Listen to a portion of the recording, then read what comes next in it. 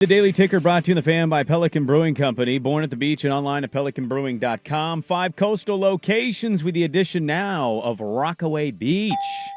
Our good friends at Pelican Brewing, again, born at the beach. It's a Pate State Thursday. The commissioner of college football is hopping on with us. It's a busy day for him, don't you know? He's on ESPN. Got a lot going on, man. Dude, we're on the totem pole. We're just on the top of the totem pole. Although you could argue maybe you want to be at the bottom of the totem pole. Yeah, I'd probably rather be the bottom of the totem pole. Isn't it bigger at the base? A little too wobbly at the top, man. That thing could fall over. If it falls over, you're screwed at the top of the totem pole. Well, we're just sitting there on the totem pole. We're grateful that Josh Pate joins us. Josh Pate College Football Show on YouTube. Free to subscribe and give him a follow on Twitter at Josh Pate CFB. Good morning, Josh Pate. I want to ask you, Michigan State had to vacate 14 wins. They were given a 3-year a show cause or probation, whatever the hell they're calling this. I'm curious, Michigan State suffering vacated wins, but Michigan just nothing happening to them. What is this, a question? Is this like a stream of thought? It just ended so suddenly. You know how long it takes Michigan State to win 14 games? A long time. That's a long time. That's a lot of work. Yeah. This is tough. I looked at that, and, I know a passerby, just a casual observer of college football, probably looked at that and said, this makes no sense. Those of us who follow the sport for a living and who are immersed in it look at the people who say that makes no sense, and we just chuckle, and we pat them on the head, and we stroke them on the cheek, and just say, you poor thing, you're so new here. Of course it doesn't make sense. If it made sense, it wouldn't be the NCAA. Yeah. And not only that, just a complete and utter, not even a chef's kiss, like a chef's hat on top of this whole thing, is the fact that Central Michigan ended up having Stallions on the sideline in a game that Michigan State won, and Michigan State had to vacate the win. Yep. Just beautiful. Just beautiful. It all makes sense. Welcome to the NCAA. God, that's fantastic. I saw that yesterday. Couldn't stop laughing. I thought you put it perfectly, Pate, on Sunday recapping the game, because I think every Oregon fan had the same thought of, if we're going to go in Iowa, there's multiple ways that we can win this game. There's only one way that Iowa can win this game. And as we're watching it, it's like, oh, God, this is the way that Iowa can win this game. It's raining. The passing attack has been nullified. The weapons are out. Buckle up. Let's see how this thing plays out. And Oregon ended up winning and beating Iowa at their own game. Just how impressive was that, considering how shorthanded they were for Oregon to win that contest on the road in Iowa City? Well, the shorthandedness is probably what got lost on most people that aren't Oregon fans or who didn't, really dial into the game. Look, I knew what I had to do last week. And for the Oregon fans listening up there, I trust you don't have a big Iowa contingent, so we can speak amongst ourselves here. I questioned Lanning every day last week. I sent it to him every day last week. I questioned the wardrobe. I questioned the toughness. I questioned whether they could perform in the weather. I questioned all of this. And normally the reply was in all caps, and it was stuff that I can't say on air. But I knew around Thursday, all right, we're dialed in here, we're ready, and they're going to have to go play an Iowa game in Iowa. I think Oregon can win an Iowa game. Forget about point spreads. Forget about everything else. Just get out of there with a win. And they got out of there with a win, like you just said. And I really think that in the future, if you were to look back, let's say a month and a half from now, there could be a world where Oregon has just found themselves and they're rolling into the semifinals of the playoff, and you're like, wow, how big a dividend did that Oregon win pay? But that all is contingent on them getting healthy, because the guys they won without the other day, they can't win in the future without. They really can't get where they want to go without those guys. So I look at those kinds of wins as culture wins, but I also look at those kind of wins as, all right, you bought yourself more time. You're just trying to buy yourself enough time to get healthy, and hopefully you do what Ohio State did last year, which is you peak at the right time, which Oregon would have learned the lesson of more so than any other team, because they were the ones who had to experience Ohio State peaking at the right time. And I know that had a big-time effect in that building. The question is, how does it manifest itself? And part of it is you got to get healthy at the right time. That goes for everyone. But then the follow-up is let's not – I was just doing a radio hit a second ago, which is why I mentioned this. Someone said, all right, good, Oregon won at Iowa, but, that team's not good enough to win at all. And I said, okay, if you guarantee me Oregon is just a carbon copy of the team that they were on Saturday night, yeah, you may be right. There's no guarantee they're a carbon copy. I can guarantee you this. The Ohio State team that lost to Michigan probably wasn't good enough to win it all either. Right. But yet they went on to win it all. So it's a crazy sport if you just keep buying yourself time. I mean, it's an industry where opinion kind of reigns supreme, right? And everybody wants to be right. But it's pretty amazing to me to hear you say, well, that Oregon team can't win it all from somebody else. Like, how do they watch college football at all? And I know we have... I mean, it literally happened last year where a team lost, to your point, the Ohio State-Michigan game. We had the 3 undefeateds at the top, right? Ohio State, Indiana, A&M. Can people remind me, Indiana, how many seconds to take the lead and win at Penn State, which was down and out? Like, how can anybody honestly watch college football and confidently say who can or cannot win the whole enchilada when you look at the playoff rankings right now? See, when you get down to it, you realize correct answers are the most boring answers. See, people accuse me of riding the fence all the time because I won't give these like definitive hot take answers on questions like this. But my mind works in terms of percentages and variance. Yeah. Not that I'm like a calculator head or anything, but that's how my mind works. So when anyone asks, can someone win the playoff? If I think they got more than a 2% chance, I'll say, yeah, they could. Well, that's not what I asked. I asked if they will. I don't know if they will. Otherwise, we wouldn't play the games. Like, what are we really talking about here? Amen. And the other thing to think about is I don't even when it comes down to the committee, this is what is aggravating me about the committee, because they're talking about their eye test. I know what they mean when they say that. But here's the thing about my eyes, your eyes, anyone's eyes. If you've gotten even one prediction wrong in your life, which we all have, I don't care about your eyes. Because your eyes have lied to you before. My eyes have lied to me before. I care about more incontrovertible data, and that's where I really get in arguments a lot of times this year. People saying can and can't, and then people making these definitive statements, and people talking about resumes and eye tests, and I'm just sitting over here with the JP poll. Breaking it all down. One of the reasons why watching Pate's show is so impactful is that I knew I was excited for USC Iowa this week, and it's a scout of Oregon's next opponent. Let's see how Oregon's last game against they beat Iowa. How do they fare the next week going on the road to LA? But one of the things I find out watching the preview on Tuesday night is that it's supposed to be a downpour in LA. And what is that? Another rain game now that's going to hit? I did not see that. I have not checked the forecast, so this is why we watched the show. Just your thoughts on how that impacts the game, because USC can run the football, and what we should be keeping an eye on, knowing that USC is obviously on the horizon for Oregon. Buddy, I'm serious. Like, I want you to listen to this. I don't know that I've ever seen a forecast like this for Los Angeles.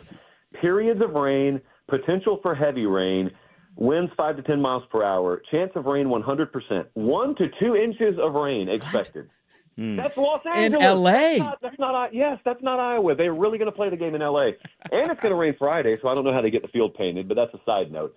So I think that will make most of the country, once they wake up Saturday and they're made aware of the weather, they'll hammer the under. So if you want the under, get on it now. If you want the under, I don't really care. But what they'll say is, man, USC's not going to be able to beat Iowa. Iowa playing in the rain, that's Iowa's wheelhouse. Okay. Well, that assumes that USC can't win a physical game, which you'd be right to assume in the past, because they've been very, very big on flash and very, very low on substance. They ran it for over 250 or something like that against Michigan earlier this year, I think 220. They ran it for over 200 on Nebraska. They've won those kinds of games this year. We just watched Oregon run for over 260 against Iowa last week. But USC being uncomfortable. Last time I really saw it happen was Notre Dame. They lost the game. They were losing against Nebraska on the road. Quarterback goes down. That's probably the reason Southern Cal was able to win that game. Those were on the road. This is at home. I just want you guys – everybody there is probably aware of what I'm about to say. I don't think the rest of the country is aware of how massive a hinge game this is for Lincoln Riley. Mm-hmm. If they win that game against Iowa, it is pure out all on Super Bowl time in Eugene the following week. USC-Oregon will be one of the biggest games of the year. If USC loses against Iowa, that's their third loss. Their preseason goals get derailed. They are gut punched, and they have to come up there as a formality, and they probably lose against Oregon, and that's a fourth loss. And Lincoln Riley is sitting in another 8-4 season, and the noise gets cranked up tenfold. So this game right here, they're going to have to win it very similarly to how Oregon had to find a way to win. Oregon did find a way. We get to find out if USC can find a way to win a game like this. If I was to apply my eye test, I would say if USC wins that game, I think the guy we're talking to right now, the commissioner of college football, Put it in pen. Put it in pen. He's put in it in Eugene, pen. Oregon. Okay. Absolutely, yeah. Putting that thing down in pen. We're talking about Josh Pate. Josh Pate College Football Show every Sunday, Tuesday, and tonight. Getting ready to go on the road to Georgia. Follow him on Twitter and Instagram. A lot of behind-the-scenes stuff, which is really fun on the Instagram. I'm gonna be in a trust tree with you, and I know your response is gonna be, well, why do you feel that way? But I'm just gonna be honest, dude. Texas is a pain in my ass. I'm tired of this. I know they're gonna lose another game, and I'm kind of tired of all the rhetoric about Texas. I'm really hoping they lose this weekend. Well, don't let me talk you off of it. I mean, I've never been one to talk someone off hating Texas. Now, do you hate Texas, or do you hate the way that people associated with Texas talk about them? An entire network, if you want to talk about associated with Texas. Absolutely. Oh, my goodness. Hey, now, you know I have to filibuster you. I can't just let you do that. Can't let you get away with that. Yeah, I'm in a relationship with this I network know. right now. I didn't name it. I didn't name names. I just, Oh, yeah, you're probably talking about the CW. Never mind. Okay, yeah, carry on. Yeah. Actually, USA Network, they just got to deal with the Pac-12 today, so he was mentioning the USA Network there. Yeah, the Texas thing going on the road, when we've seen them on the road, they go to Kentucky. And look, I might be pulling this number out of my you-know-what, but I feel like they had less than 200 total yards in that game. They were down by 17 on the road at Mississippi State, and somehow, some way, in Brandon Walker's face, came back and won that game in shocking fashion, which now I'm finding out that win at Mississippi State is a CFP resume builder, according to some. Where are you at on this game and their legitimate chances to go on the road to Georgia, who has been such a machine at home under Kirby? All right. It's the classic can't versus haven't thing that we were talking about earlier. Mm-hmm. I am a believer. Texas hasn't won these kind of games sans that one game at Alabama in 2023. But they can. They just haven't. A&M hasn't won a national title. Doesn't mean they can't.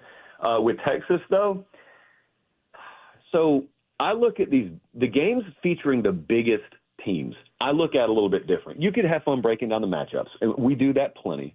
But with the bigger brands that have unlimited resources, so they can kind of do whatever they want to do. They could be any kind of style they want to be. They could hire any kind of staff they want to hire. I look at them, and whether it's Bama or Oregon or Ohio State or Texas or Georgia, it's like a program versus a program comparison anytime these games happen. And Texas has had a few of these shots now. They had 2 shots against Georgia last year. They had 60 combined rushing yards in 2 games. Should just never happen. Now, you could look at it and you say, hey, Josh, Bama's ranked top 5 right now, and they're not running the ball well. That's true, but they're still scaling their offense despite that because Ty Simpson is that good. Arch hasn't consistently been able to do that, and it's unfair to ask him to be that good, by the way. Like, it's unfair for Bama to ask Ty Simpson to do what he's doing. He's just doing it anyway. But Arch hasn't been able to do that. Now, if all of a sudden the past 2 games he's played is an indication that he's clicking at the right time, they can look. Georgia's in the 100s in QB pressure rate and havoc rate, so it's not like they're going to harass him all night. At least I don't expect it. But you still got to make the throws. And the other thing you got to do is you got to match physicality.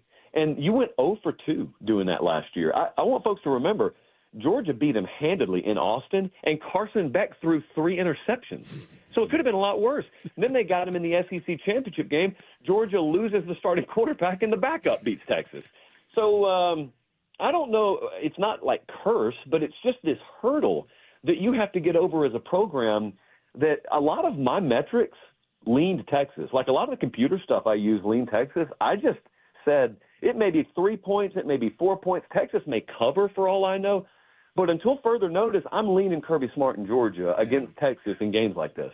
We got to get you out of here because I know you're on a tight window here, so we always appreciate the time. I do want to ask you, I was looking up something on a 4-letter network website, and coincidentally, a video of you just popped up. So I'm literally watching a video on mute of you talking while you're in my ear. And it's a little of a weird thing for me, but I want to ask as you go, are we happy with the home decor, or is the Mrs. Pate just free reign, do what you need to do to make it look great? Because the live shots on the 4-letter network, I assume, are coming from the home. You got some mirror stuff, some decorative stuff on the wall. Are you happy with the lamp you have in the background like a man cave here? setup? You know, it's a little more homey misses than it is the traditional man cave background here. How we're feeling about the home decor? Soft. Just say it. It's a soft setup. It's soft. We need a harder setup. Again, we're in the trust tree, so we can speak freely like this. We just need to have a harder setup. I agree with you. I would love brick. I would love caution tape. I would love the sound of a jackhammer somewhere distantly in the background, not a vacuum cleaner in the hallway. It's a completely different vibe.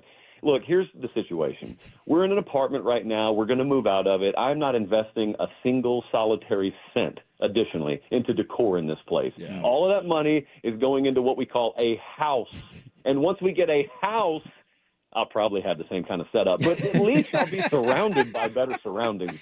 Yeah, I can't wait for it, man. Congratulations. Great success. I love seeing you on the website while I talk to you. And real quick, we had a coworker put their finger in a muffin in a common kitchen space and then leave the muffin on the counter. Should they be suspended for 1 day?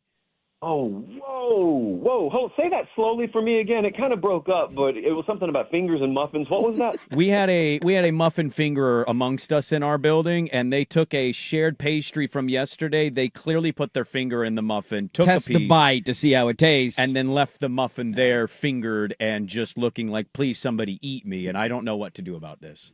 Did you identify who it was? No, we put up wanted posters all over the office this morning. Nobody's here yet, did but they'll make get here one. eventually. No. Look, this is what management exists for. Management has to come in, identify the lowest level intern there, and they have to taste all the fingers in the building. That's how you find the culprit. Boom, nailed it. Now we got somebody recommended finger sniffing earlier. Now we have finger tasting, and I think Pate has won the day right there. Ooh, Pate, Well done. that's dangerous, dude. Now I got a guy innocently just licking fingers in my head, and that's a dangerous way to go. Happy Thursday, That's everybody. why he's the best. Josh Pate every Thursday, 7:40, the Commissioner of the Sport. Every Sunday, Tuesday, Thursday, tonight, new episode. Getting ready to hit the road on Twitter at Josh Pate, CFB, Instagram as well, and the Josh Pate College Football Show. Thank you, Pate. Enjoy your Thursday. Appreciate it, guys. All right, there we go. Well done. Well done. Now, I'm just imagining like Jake innocently having to go up, all right, give me your finger. I think technically Casey is our newest hire. Casey or Brandon. And Casey's doing the firm right today. Yeah. Casey's doing so. Casey will be here. I think Casey's got to taste fingers today. I think during Can you imagine going up to a person you All right, don't Casey. during know? the Duck Insider show, he's Here's going what to we're have to gonna do. go around. We'll put a and- chair. You just Yeah. as people walk into the office, I want you to taste their fingers. Does it taste like a muffin? Did not. Just imagine the shock on. Wait, are you serious? You want to taste my finger right now? Yeah, give me your finger. I'm gonna lick it. What? What? Is that a hair? God, man. Just go to the bathroom. Drip, What's drip, drip. going on? Poor Casey.